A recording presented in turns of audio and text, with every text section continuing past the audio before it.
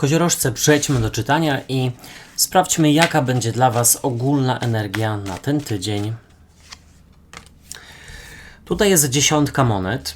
Bardzo dobrze. Karta związana ze stabilizacją i nie tylko finansową. Co lub kto do Was przychodzi, kto się pojawia. Tutaj jest król monet, więc na razie całkiem nieźle to się zawiązuje. Co odchodzi do przeszłości. Tutaj jest 7 mieczy. Nie będzie oszustwa. I też wydaje mi się, że coś, co teoretycznie wydawało Wam się, że nie idzie po Waszej myśli finansowo, czy tam jeśli tutaj chodzi o pracę, to wychodzi na to, że to się odwróci, że wcale nie jest tak, że nie idzie to po Waszej myśli. Jak Wy się przedstawiacie? Wy pokazujecie się jako 9 mieczy i to jest ciekawe, dlatego że o czymś się martwicie i wychodzi na to, że tak naprawdę nie ma powodu ku temu. Co Was wspiera, jaka będzie rada? Tutaj w Radzie jest królowa buław, być może ktoś, kto reprezentuje trygon ognia, czyli baran, lew, strzelec. I czego unikać, co raczej Wam przeszkadza lub kto? Paź buław i z przełożenia karta rydwanu. Wydaje mi się, że rozkład jest naprawdę ciekawy. Zobaczymy, jak będzie z czytaniem. To już tutaj zależy ode mnie. Ale najwięcej jest monet i właściwie mieczy. Chociaż miecze i buławy i monety, wszystko naraz. Ale może w takim razie zacznę od początku, żeby tutaj się nie pogubić. Z przełożenia macie rydwan, więc niewątpliwie sprawy ruszają do przodu, coś przestaje stać w miejscu i ta karta wydaje mi się, że może również wskazywać na podróże. To znaczy, oczywiście, że może, natomiast w Waszym przypadku, w przypadku tego rozkładu nie do końca, ale oczywiście może ktoś odbywa podróże w tym tygodniu, na przykład po to, żeby coś wyjaśnić, z kimś porozmawiać. Również mogą to być podróże służbowe. Jeśli chodzi o rydwan, to też widzę przejęcie tutaj kontroli i najprawdopodobniej chodzi tutaj o przejęcie kontroli, jeśli chodzi o sprawy finansowe, czyli wreszcie z kimś porozmawiacie, albo na przykład zwrócicie komuś uwagę, komuś, kto nie traktuje Was tak, jakbyście sobie tego życzyli. Jako że w ogólnej energii macie 10 monet, to ja też widzę, że ktoś tutaj bierze się za porządki w szafach, w garażach, takie porządki wiosenne, słuchajcie, związane z tym, żeby zrobić sobie miejsce na nowe, ale też tak naprawdę posprzątać sobie również w głowie, bo bardzo często sprzątanie w głowie właśnie zaczyna się od tego organizowania spraw i rzeczy, które są dookoła nas. Natomiast przy tej 10 monet powiedziałbym, że tutaj jest jakaś obfitość finansowa i nie musi wcale chodzić o to, że dostaniecie dodatkowe pieniądze, ale bardziej o to, że zaoszczędzicie pieniądze na przykład na jakiejś podróży czy jakimś wyjeździe, tylko i wyłącznie dlatego, że umiecie kontrolować swoje wydatki. I to jest tutaj bardzo jasno zaznaczone, że raczej kierujecie się głową i rozumem, aniżeli takim rozrzutnym, emocjonalnym wydawaniem pieniędzy. Tutaj zobaczcie, przychodzi do Was król buław i on może być takim szefem, szefową, kimś, kto jest wyżej postawiony i od tej osoby zależy dużo finansowo. Więc niewątpliwie tutaj, znowu to podkreślę, jest powodzenie w rozmowach z takimi wyżej postawionymi osobami, takimi autorytetami. No i znowu to powiem, przejęcie kontroli nad sytuacją. Natomiast jeśli chodzi o króla monet, to on też jest takim egoistą, ale takim zdrowym. I tak, ja wiem, tutaj już mi wiele osób pisało, że nie istnieje coś takiego jak zdrowy egoizm, tylko jest po prostu egoizm. Ale tutaj chodzi mi o to, że on przede wszystkim stawia siebie i swoje potrzeby na pierwszym miejscu. I nie ma to nic wspólnego z tym, że on tutaj gardzi innymi, lub odrzuca innych prośby, czy na przykład nie pomaga innym, tylko chodzi o to, że nie podkłada siebie i nie rezygnuje ze swoich przyjemności czy ze swojego dobra na rzecz innych. Czyli nie jest tak, że rzucam wszystko i po prostu mimo tego, że mam dużo pracy czy wiele obowiązków, rzucam wszystko i jadę na drugą stronę miasta, żeby pomóc, nie wiem, koleżance czy koledze, dlatego że potrzebują się, wygadać. Słuchajcie, czemu nie, ale nie w momencie, kiedy mamy dużo do zrobienia. Zawsze można też pewne rzeczy zrobić przez telefon, prawda? Momento. I teraz tak.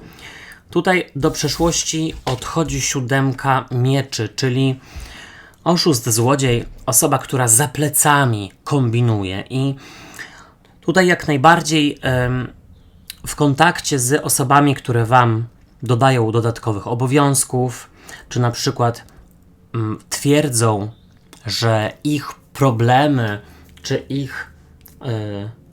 ich tak naprawdę życie jest ważniejsze aniżeli wasze problemy, aniżeli wasze obowiązki, to z takimi się bardzo łatwo rozprawiacie.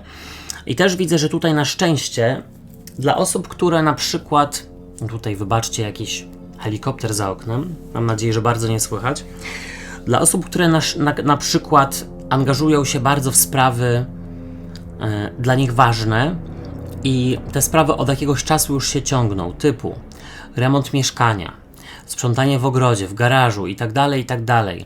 Wszystkie sprawy związane z organizacją, z pieniędzmi, z wygodą w waszym życiu, to nie ma tak, że idziecie po łebkach, bo już macie dosyć, aby tylko coś doprowadzić do końca, aby tylko zakończyć. Właśnie nie.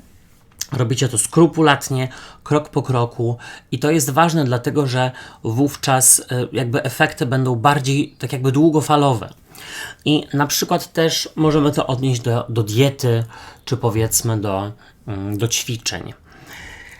Zobaczcie, wy pokazujecie się jako 9 mieczy i to mnie zastanawia, dlatego że ta karta pokazuje, że jednak jest ten czynnik stresu i momentami trudno wam się śpi, trudno zasnąć, albo na przykład ten sen jest po prostu taki lżejszy, tylko i wyłącznie dlatego, że o coś się martwicie.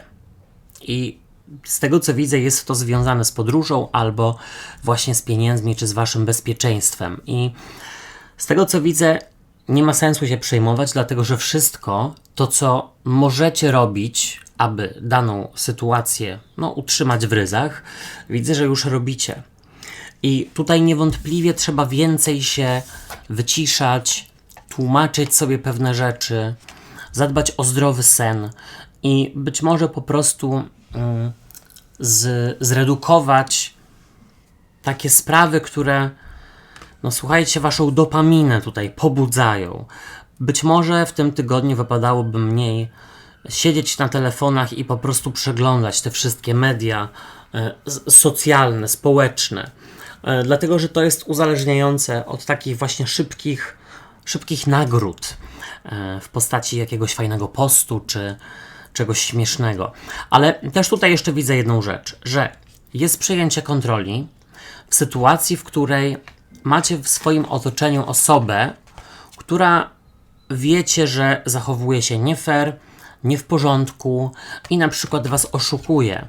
Na przykład w takich relacjach romansowych to może chodzić o kogoś, kto mówi, że nie ma rodziny, albo kogoś, kto już teoretycznie mówi, że rozstał się z żoną czy z mężem, ale wcale tak nie jest.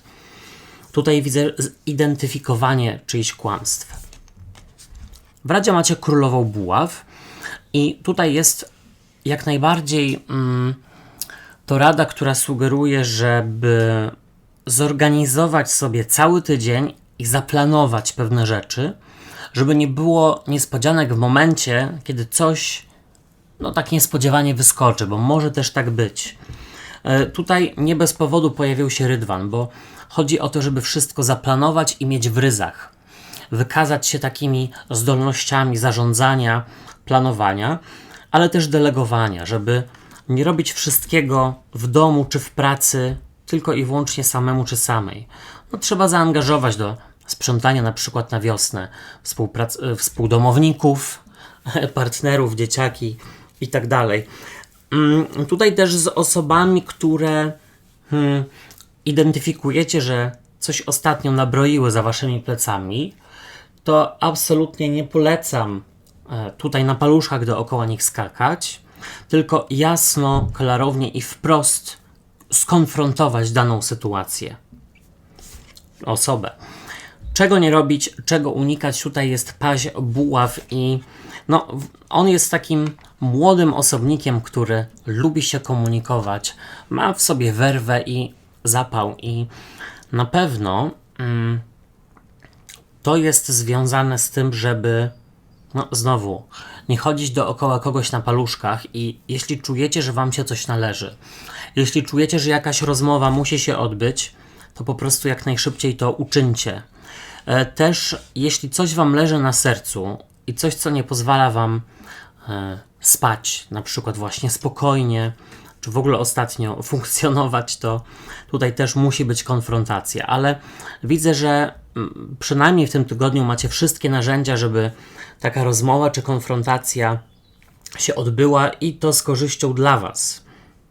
Więc jak najbardziej wypadałoby przestać to odkładać na później. Też tutaj widzę w tym paziu, żeby unikać osób, które nie wiedzą, czego chcą i są niedojrzałe emocjonalnie.